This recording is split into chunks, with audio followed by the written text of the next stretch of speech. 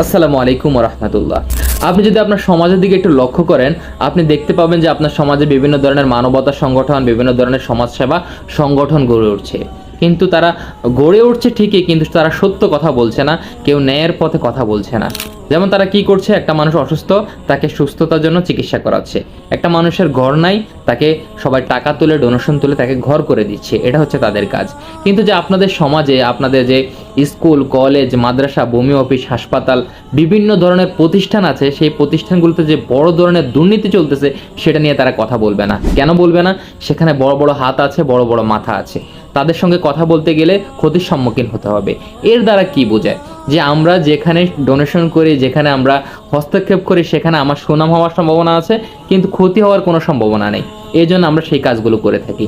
একটা কথা বলবো ভাই, যে যা করবেন আল্লাহ তাআলার সন্তুষ্টি আদায়ের জন্য করবেন। দেখবেন আপনি দুনিয়া তো ভালো পাবেন,